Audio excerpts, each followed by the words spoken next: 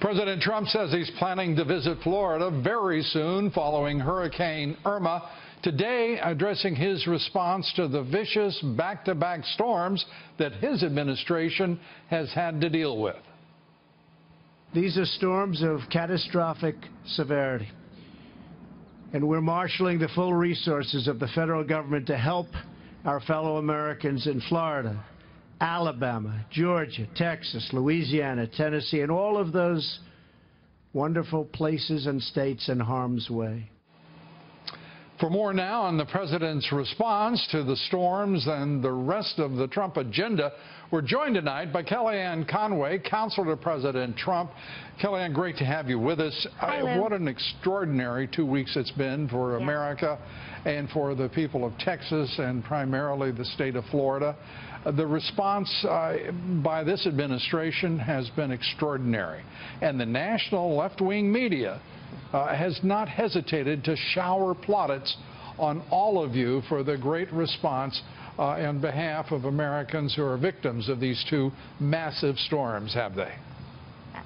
Well, some have resisted the temptation to give credit where it is due, but this is a president who has set the tone and the content in unifying the nation together in response to those survivors and unfortunately those who have lost their property and their memories and worse, their lives through these storms of Harvey and Irma.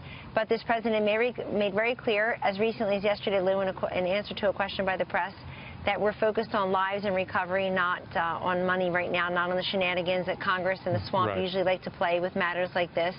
But it's been a real moment for all those who say the president always misses the opportunity to unify. No, he doesn't, and he certainly didn't here.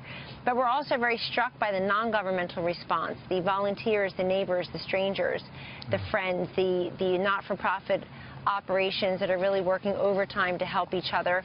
And this president knows that the recovery and the rebuilding that's around the corner we cannot see.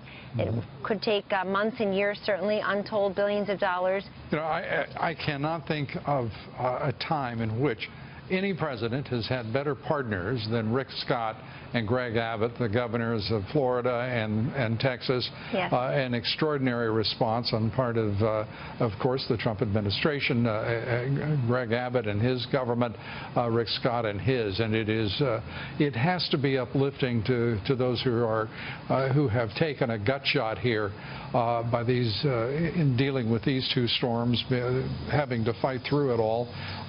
So that is a wonderful thing to watch and for all of America to see and experience. I want to turn to 9/11 and this somber, dispiriting anniversary. I know some can make it seem otherwise. For me, it remains an infuriating reminder of all that we haven't done in 16 years.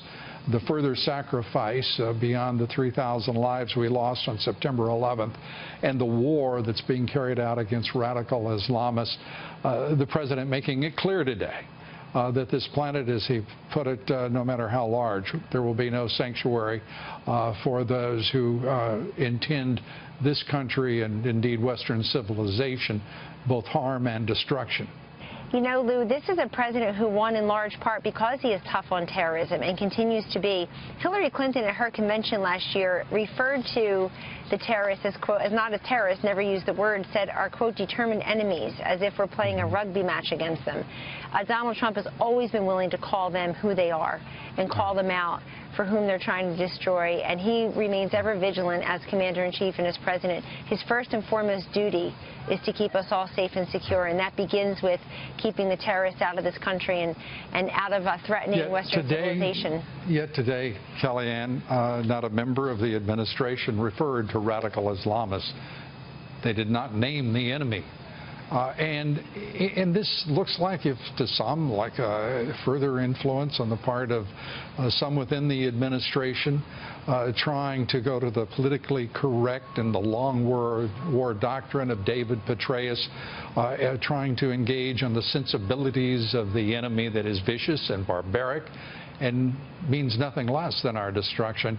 Is this a time to be concerned that there has been a reversal on the part of the administration, that we will no longer name our enemies? This is a decision primarily coming from generals who couldn't win a war in 16 years in Afghanistan? Don't read too much into that. I think today was really a solemn day of remembrance with a smaller footprint by the White House. Press and public engagement-wise. This is a day when President Trump and his first 9/11 as president, but obviously his 16th 9/11 as a private citizen, as we all are, commemorating the fallen and also calling out and remembering some true stories of American heroism and helping each other that we don't always see, that camaraderie.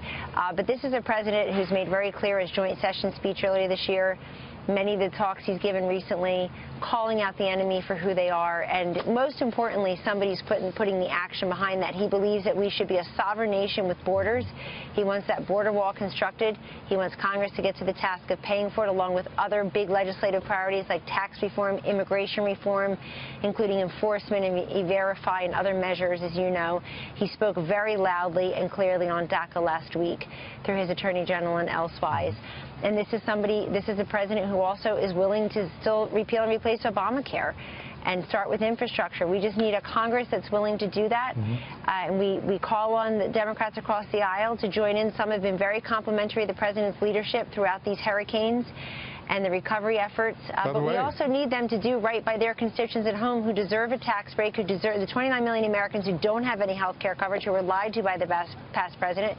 And we need a Congress to get serious about safety and security. If I read one more stupid story, Lou, about all the Democrats who are going to run in 2020, they're not even distinguished members in 2017. They haven't done anything in 2017. What are they going to run in 2020 on?